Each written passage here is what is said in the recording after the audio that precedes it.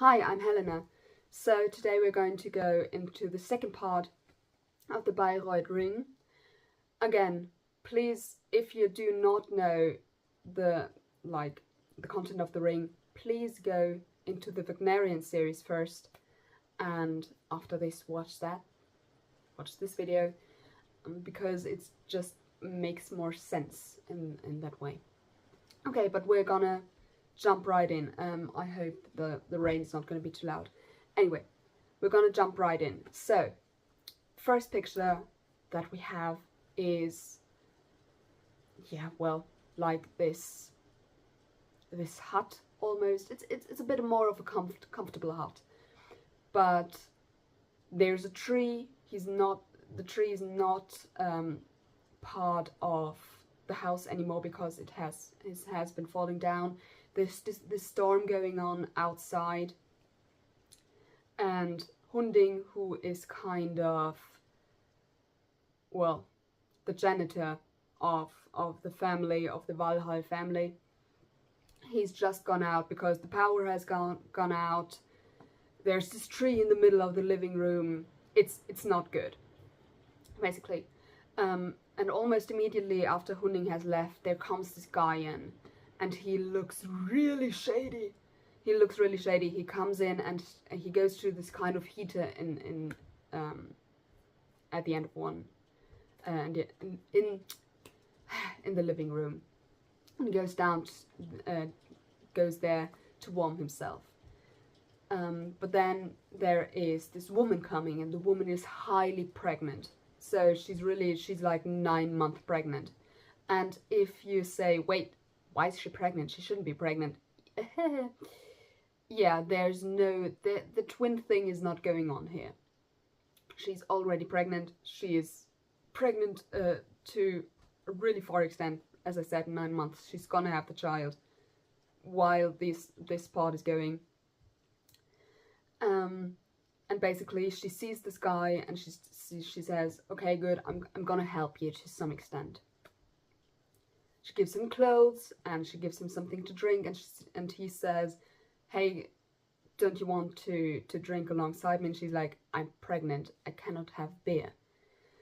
So basically they have, again, this moment with each other where they're like bonding. And let's all remember that the girl is still Wotan's daughter.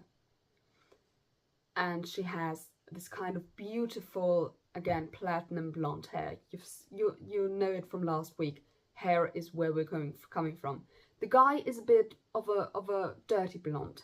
He's still blonde, but he's kind of a dirty blonde. Comes from the mother, probably. Anyway, Hunding comes back and they have the dispute. And Hunding unfortunately finds in the backpack of the guy, he finds this kind of a wolf's mask, as they use when they rob banks and stuff. So we know that the guy has a criminal past. But Hunding is like, yeah, no, I think I'm gonna off you myself because you have done my family so much wrong. And yeah, this is, I'm gonna do this myself because I'm the janitor of the Valhalla family and no one can, can do me anything. Or can be after me, basically. So, wait, 4 minutes, this is really going great. Anyway, Hunding is basically then going off to bed. Well, not going off to bed. He's kind of sitting in one part of the living room in between, well, I don't know what the English word is anymore. Anyway, he sits at the bottom part of the tree and tries to kind of hack down so that he can extract it from the living room, basically. And then the woman comes back to the man and they talk and they find out they have this kind of shared past. Because why did the guy come to this estate? Because this janitorial hut thing, flat thing, is still in the estate of the Valhalla family. And he says, well, I was brought up here. And she says, hey, I was brought up here as well, but then we were thrown out. We were parted, our ways had parted, and you kind of have this feeling that she's absolutely not happy in her marriage. And while they reconcile and while they remember how their time was when they were children, which again, you have this kind of 2-room situation coming down from the ceiling. Again, great. Just the how they make it is great. Staging is great. Anyway, they have this kind of 2-room situation going down, and they are basically really in their childhood back. And in this case, Sigmund's love song has a really different meaning, because he has found this long lost sister, and he loves her and he wants to save her by any means. Yeah, and he says, well, the only way that would be possible is if I took you away with me, and I would say that baby is mine, and I would have you as my wife or something, and then I could care for both of you because I've got enough money, basically. And she says, okay, good. We're gonna do it like this, even though it's weird to have your brother caring for your child as his own. Which she still says, that's okay, I think this is the best option that we have, to run away with each other. And they kind of embrace, and they have this hug going on. And then the 2 rooms, they're going back up again. And then you see behind the 2 rooms, you see Hunding lurking with a lamp in his hand or something. And you see him taking the lamp in hand, and then you see him swinging at Sigmund, and exactly when it would hit him, the curtain, the lights go out and the curtain goes down. And this is the first act, and this was already the first act. Isn't it quick? Anyway, this is probably the part of the ring that goes the best, and that functions the best, because it's almost purely in the human world. Also originally. But anyway, so second part. Now we're back at our favorite villa, the villa itself. And if you remember it from last week, there was this funeral going on. Because, as we know, last week Freya took her own life, and now we have the casket, we have the white flowers going on, we have 7 of the Valkyries going on. Yes, 7, not 9. There are only 7, and I'm gonna tell you later why. And now we see for the first time, either it's just a part of what Fasold and Fafnir built, or if it's the whole thing Fasold and Fafnir built, because part of it is a complete glass pyramid of the stage.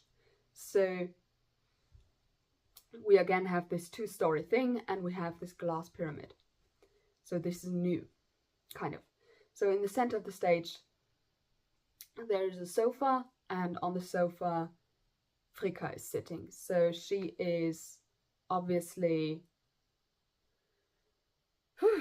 I don't think sad, does it, if you say your sister, your beloved sister, took her own life, and now the bastards of your husband are just going around and crying along.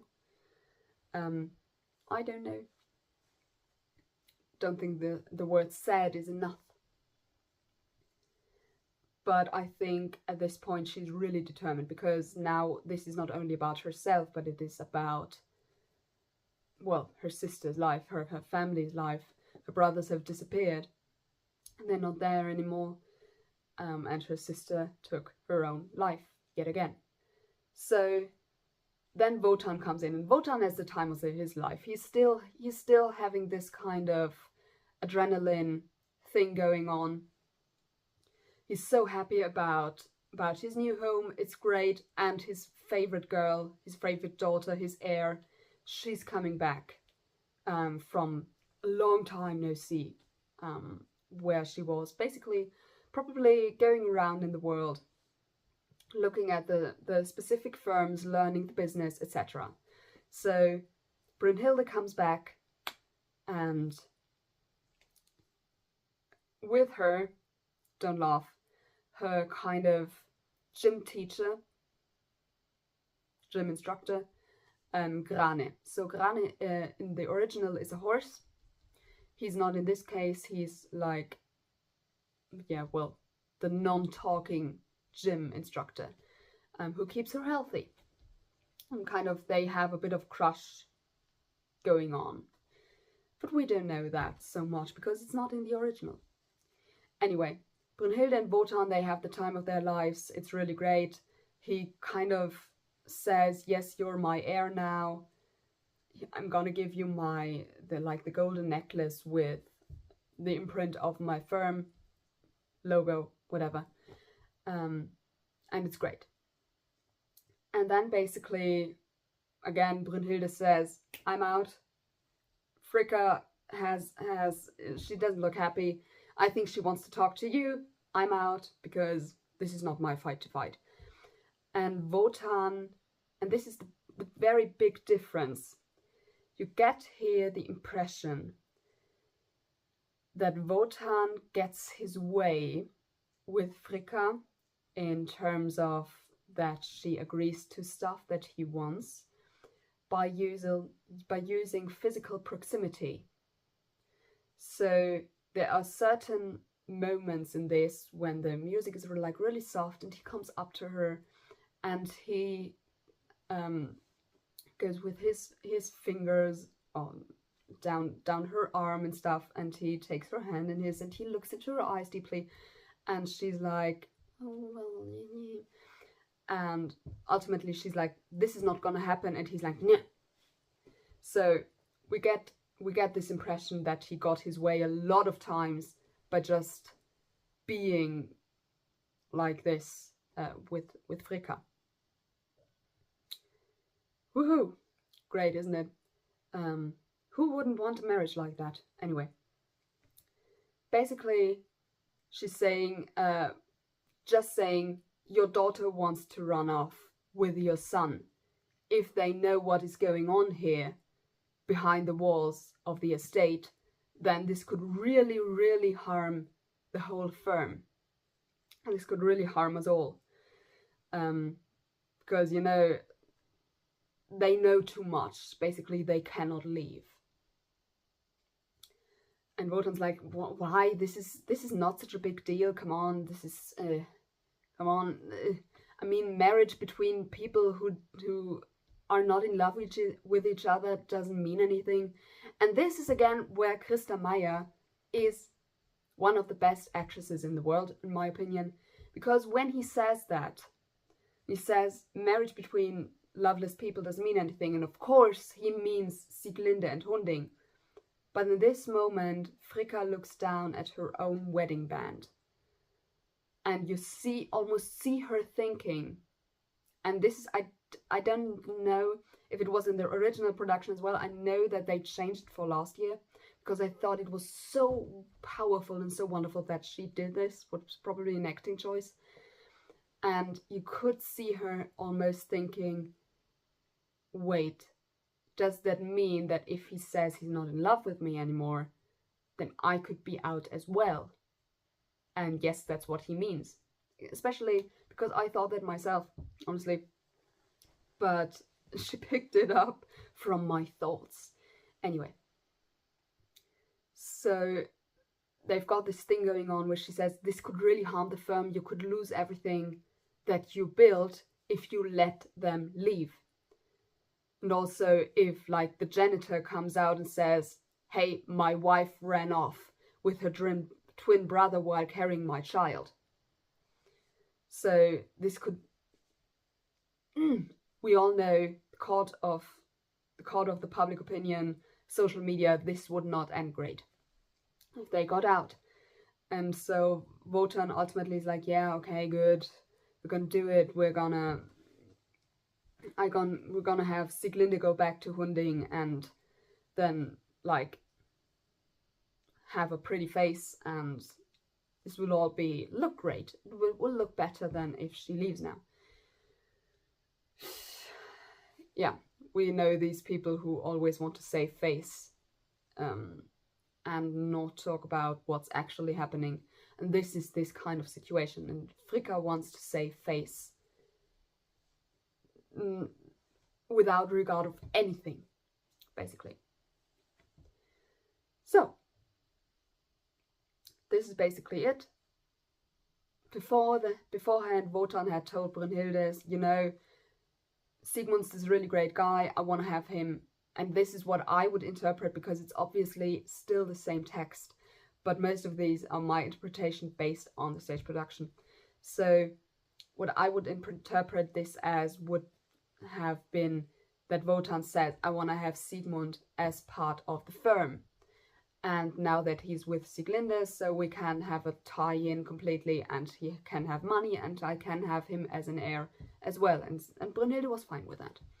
But now he has to say, yeah, you know, this fight which is supposed to be going on between Hunding and Sigmund, I cannot help Sigmund because it would harm the firm. And Brunhilde is like, what? He's still your son. This is insane. And he threatens her in a kind of, you're going down with us if this is going down way. Which is horrible. Also, I just remember that I didn't say that. So the sword from the tree is in this case not a sword from the tree, but it is, if you remember, with this kind of pyramid in a cube thing in the Rheingold, under which the revolver or the pistol was, where Freya ended her life with. So the same thing, the pyramid, and underneath the pistol was now in the hut of Hunding and Sieglinde. So this is the weapon that Sigmund currently has. It's not a sword anymore. It's, well, a pistol, a revolver, I don't know. A gun, after all. So this is what Sigmund will use. And Brunhilde is kind of this like, no, this cannot be going on. He's so talented, even though he's a robber and he's a lawbreaker anyway. This cannot happen. So when they try to leave Valhalla, the estate, Sigmund and Sieglinde kind of end up at this glass pyramid. And Brunhilde goes outside and she says, hey bro, like literally bro, she says, you're probably not gonna survive this day because, well, Hunding and but wouldn't you like to kind of be a part of the firm but without Sieglinde? And I know this doesn't make sense, but again, make much sense. I hope it makes sense because this is what I take out of the production again.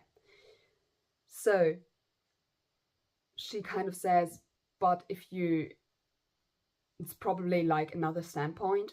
I would suppose that primarily Wotan wanted to have his son close by and his daughter and the grandchild. But now Brunhilde is, I think, saying like, there's this other firm that is owned by us and you could still be part of the family and all, but you have to leave Sieglinde behind for this. And he says like, no, I love my sister, care for my sister, care for the baby she's carrying. And this is not gonna happen. And Brunhilde is like, what? And again, she has kind of these tender feelings for him because he's the first guy who puts love before money.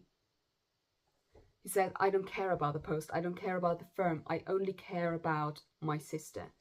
So she kind of falls in love with him. Anyway, and she says, I'm gonna help you anyway. I'm gonna help you escape the estate, basically. And you always have to remember this thing is still called the Netflix ring. So while this is happening, there are like all these different people standing behind her, because I'm going to do this as I see it.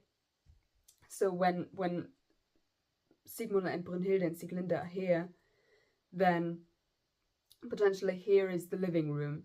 So we have Fricka standing around here, we have Wotan standing around here, we have Grane standing around here, we have a butler standing around here, and they're kind of all in this very theatric way of standing around and just watching, but in this very theatrical way, and kind of seeing what's going on, basically. Anyway, yeah, Brunhilde tells Sigmund, we're gonna get this, okay, good, and they go off.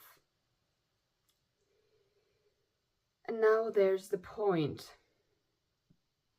where Wotan wins Worst Father of the Year. And this is a major trigger warning, because you thought, and I'm gonna say this with Game of Thrones, you thought Cersei Jaime was bad, and let's say in this production it's not Cersei Jaime, but it's Cersei Tywin. And no, we actually don't know who the father of the child is. It could be either Hunding or Wotan, and I'm not gonna go any further. You can watch it. This is the point where I normally close my eyes, because I love this production, I love the Valkyrie, but I cannot watch it. And there's a few other things happening which I probably can't. I'm not even allowed to do this unless I would want this demonetized. So let's just say I close my eyes at that, and Wotan is Worst Father of the Year, and we don't know who the father is, and it's a Tywin Cersei situation. Oh god. Anyway, after Wotan has gone, oh god, this is horrible. I always think, or I always hope, that Sieglinde doesn't remember her dad, because otherwise this would be okay. Never mind. Like from earlier when she was a child. Anyway, oh god, this is so horrible. Completely lost my thread here.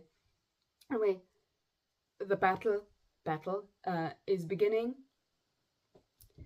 and we have the situation where Hunding is going on with his gun, Sigmund is going on with his gun, and then Grane, who is still the gym instructor of Brunhilde, he kind of not binds, but restricts Hunding by taking his arms around him and holding him steady, so Sigmund would be able to shoot. Which he doesn't do, unfortunately. And Brunhilde is just like, come on, trust the gun, just shoot, do it. And at this point, Wotan comes, and Sigmund turns around and sees his father, whom he hasn't seen in years. And Wotan takes up the gun he also has, because apparently we're in America now and this is the Second Amendment going on.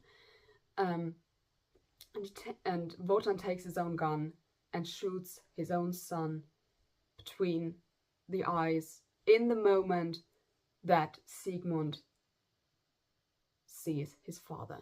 And he dies in his arms, obviously.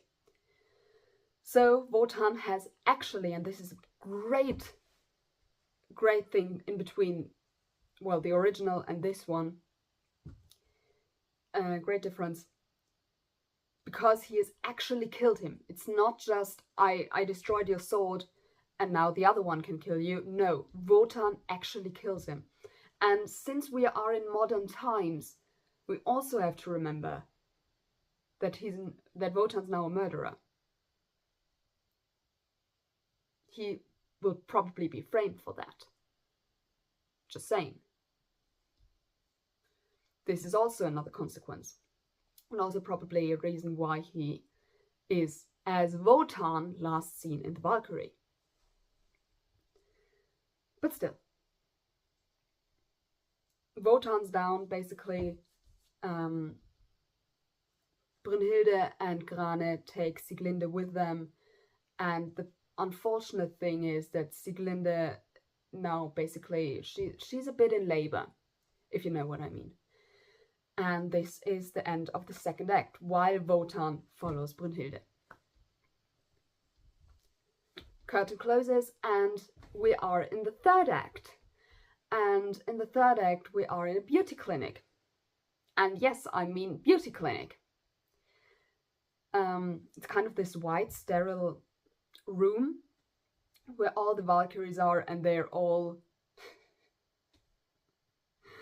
let's say there's always some sort of beauty stuff having been done. So they've got like stuff here, like plasters here, and I don't know, like you just see they've been cut open and there's been stuff injected or extracted, I don't know.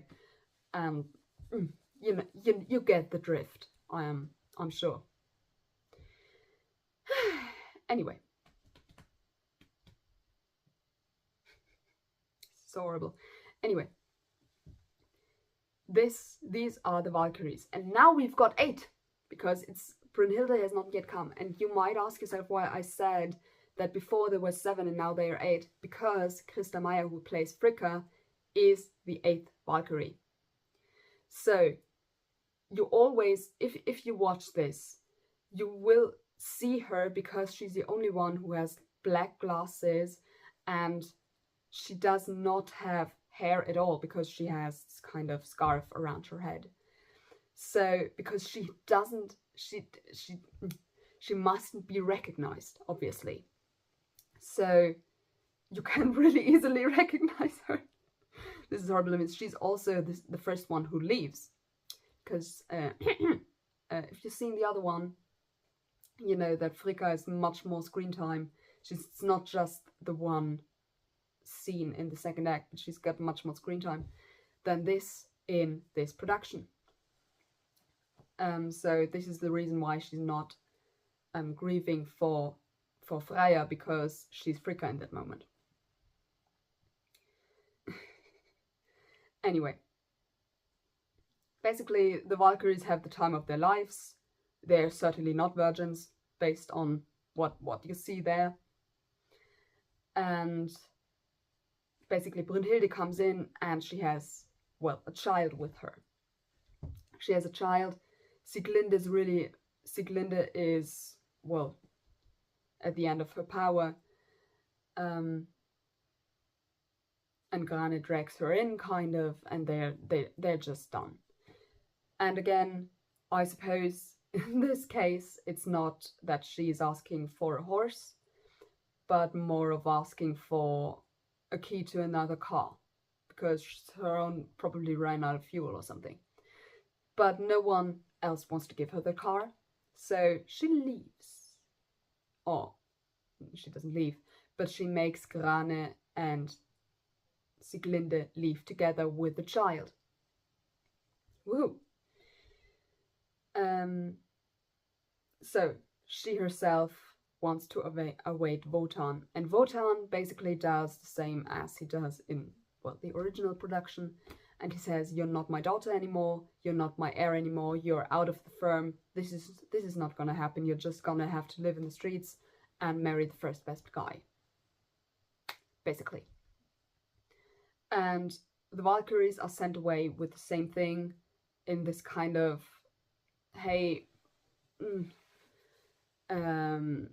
you're gonna suffer the same fate if you do not leave right now. Great, isn't it? Great, Dad.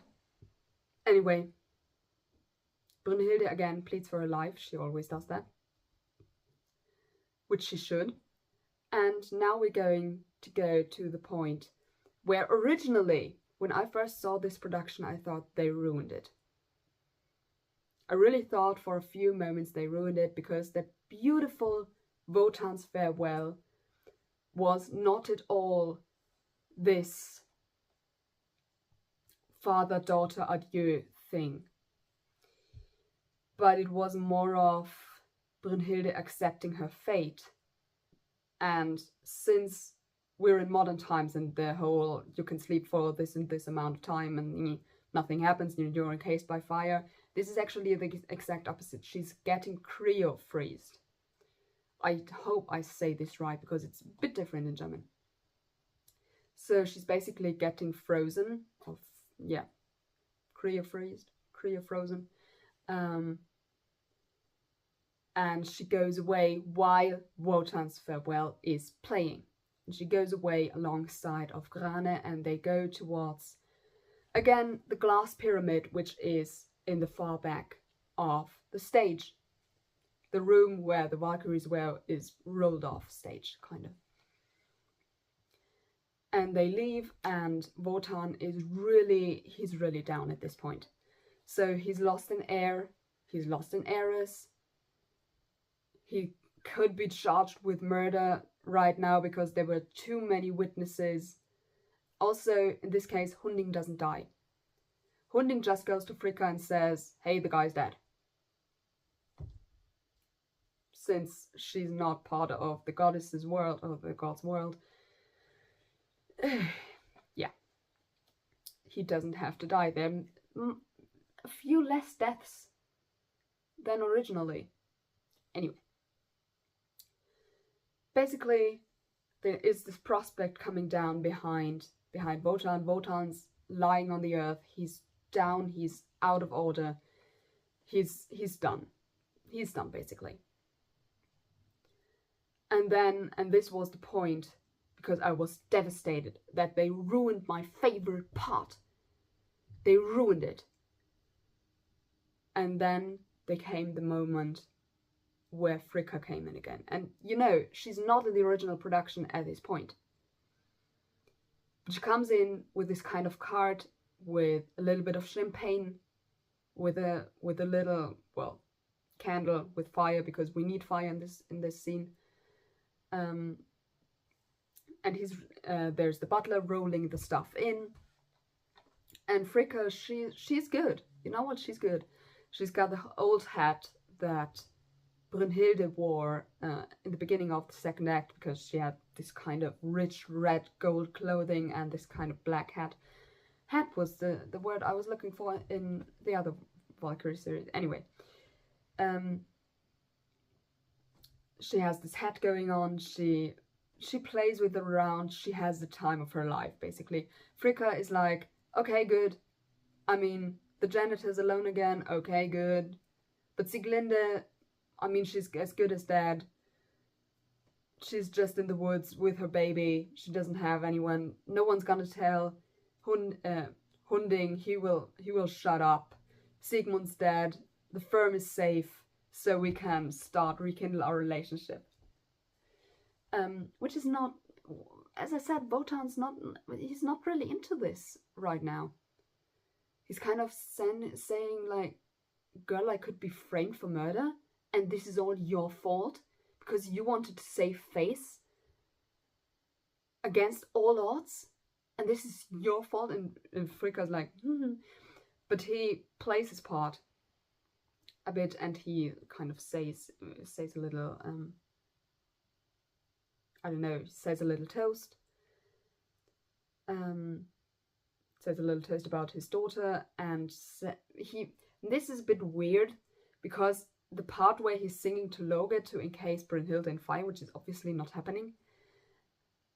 I personally, but this is a personal thing, I would have had him gotten out his cell phone and actually call Loge, because it doesn't make as much sense as it would be if he was actually fire.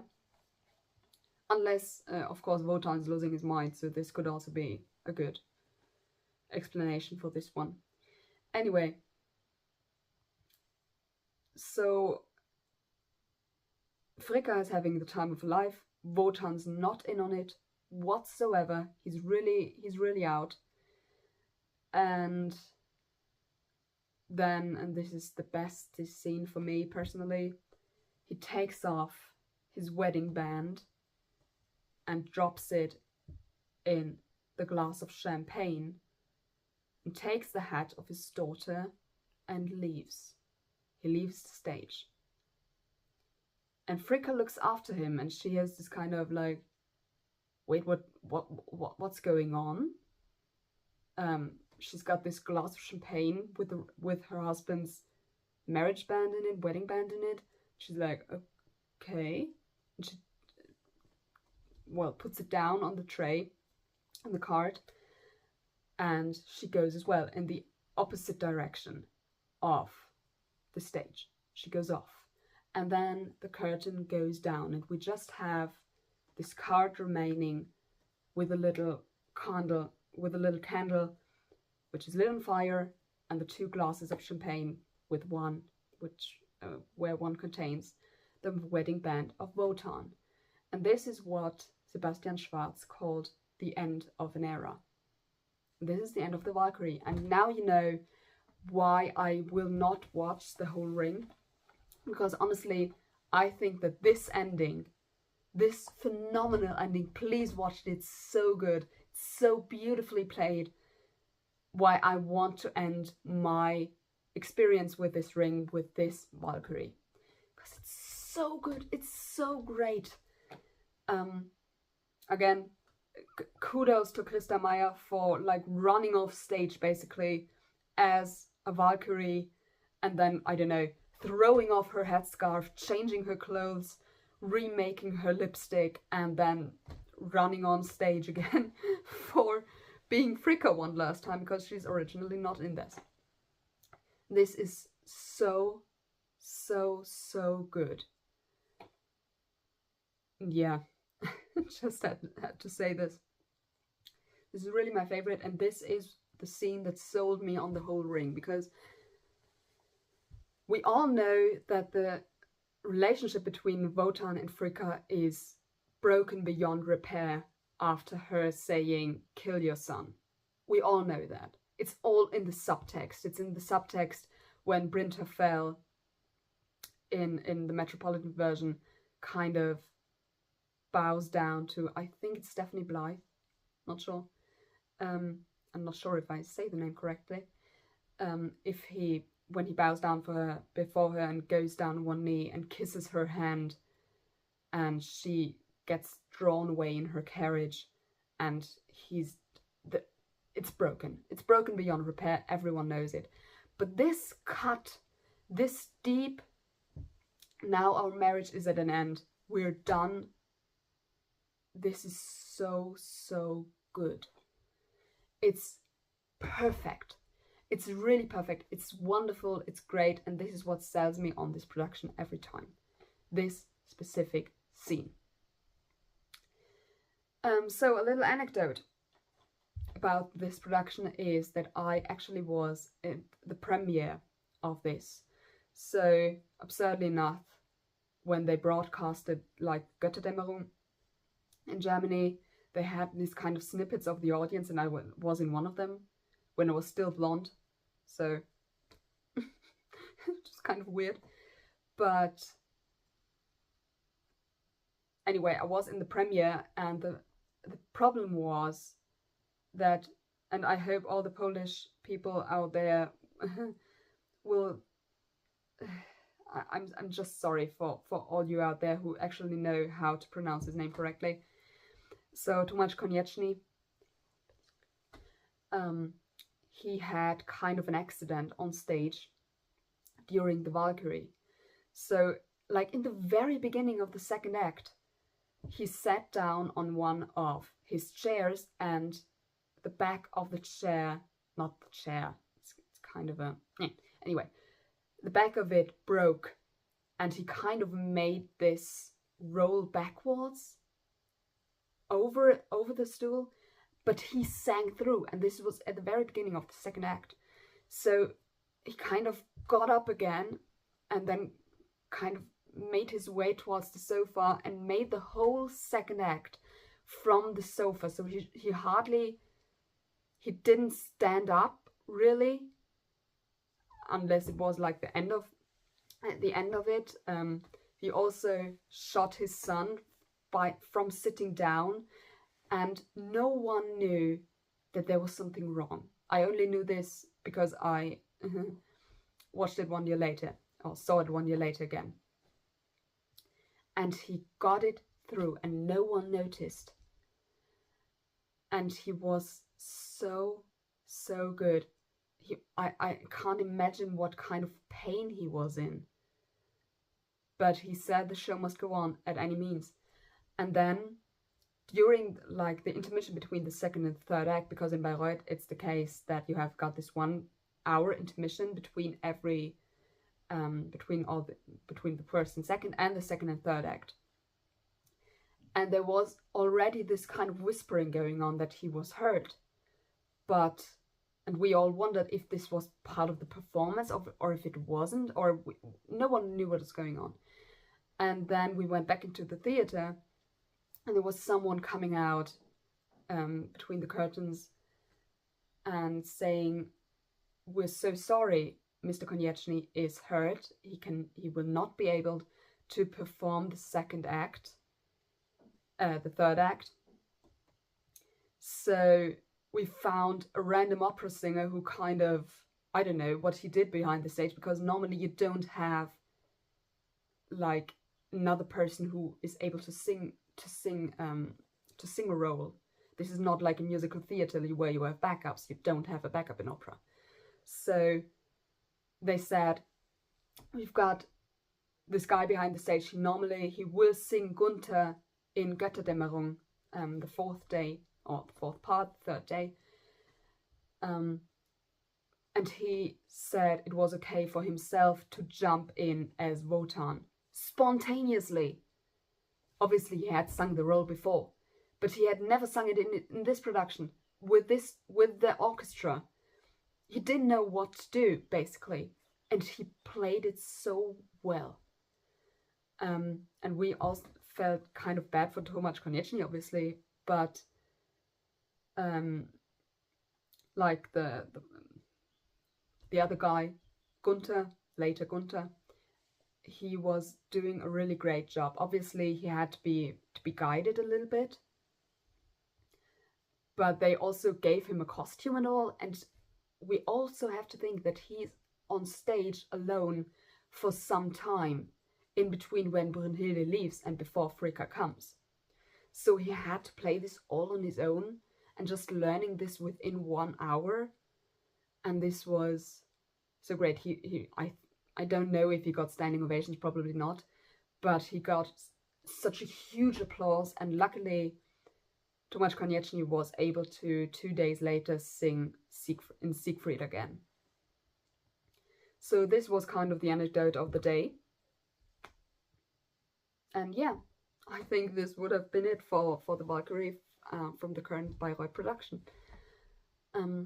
Yeah, thank you so much for watching this. This is absurdly not the format I normally have, like the 45 minutes. So, I don't know. Thank you so much for watching, and I hope I've made it clear. If you have questions and I can answer them, or if I can't think of an answer, then ask me. And yeah, watch the last scene. Just do it. Listen to Wotan's farewell, watch the last scene, and you're good, basically. Have a nice day.